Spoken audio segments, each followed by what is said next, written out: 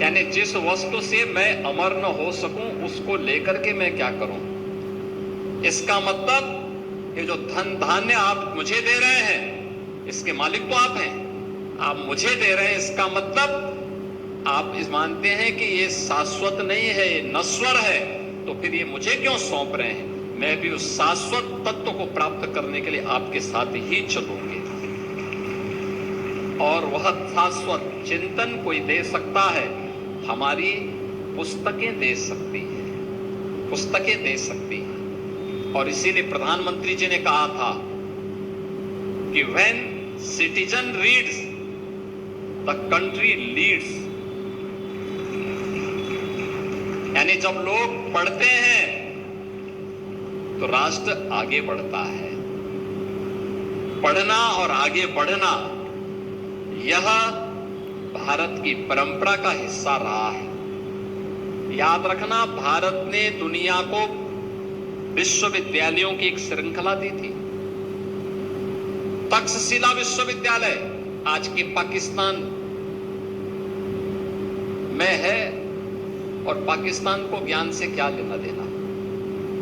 खैर, आक्रांताओं ने इसे नष्ट भी कर दिया था। तक्षशिला विश्वविद्यालय, तक्ष कौन थे?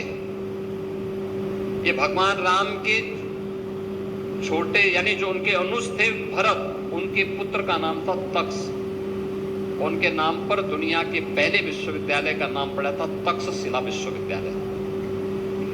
तक्षशिला विश्वविद्यालय अपने समय का दुनिया का पहला विश्वविद्यालय, जिसमें विज्ञान की, गणित की, साहित्य की और खगोल की, ज्योतिष की, हर एक क्षेत्र की के विद्वान उसमें भरे पड़े थे। ये सभी विद्वान उसमें पैदा हुए थे। सुश्रुत वहां पैदा हुए, सुश्रुत वहीं से आयुर्वेद में सर्जरी कैसे होती है यह सुश्रुत ने दुनिया को दिया। ये वही विश्वविद्यालय है जिसने जीवन की यानी व्याकरण कैसे होना चाहिए, पाणिनि का व्याकरण भी इसी विश्वविद्यालय से आगे बढ़ा था। और यह विश्वविद्यालय आक्रांताओं ने तोड़ डाला, समाप्त कर दिया।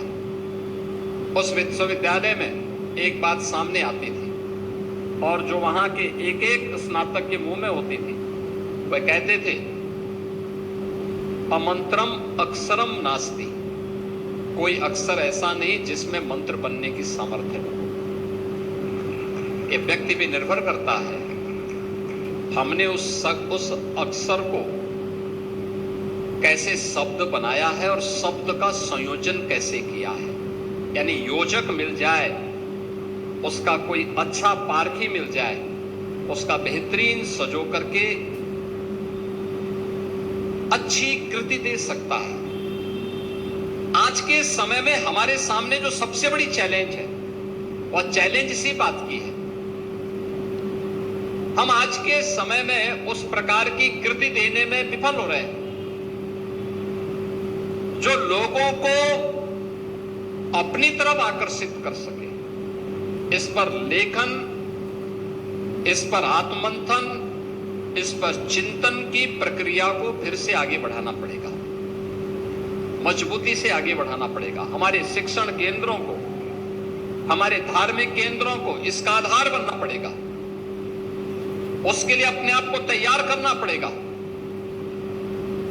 और मैं इस बात को कह सकता हूं, अच्छी पुस्तक हमेशा योग्य मार्गदर्शक के रूप में सदैव आपका पथ प्रदर्शक बन करके आपके जीवन को आगे बढ़ाने में ही सहायक होगी।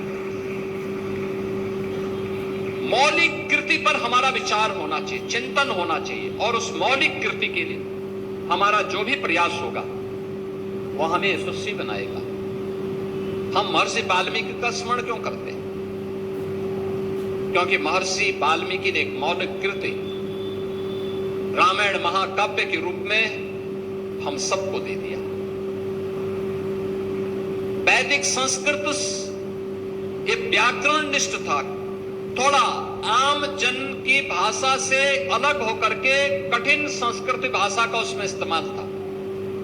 लेकिन लोक भाषा में, लौकिक भाषा में व्याकरण को उस लौकिक भाषा में उन्होंने अपना महाकाव्य रामायण का रचा। महर्षि वाल्मीकि ने इतना उपयोगी हो गया, दुनिया के अंदर जितने भी भगवान राम पर साहित्य रचा गया उसकी आधारशिला कोई बनी तो महर्षि वाल्मीकि का रामायण बन गया, आदि महाकाव्य रामायण बन गया।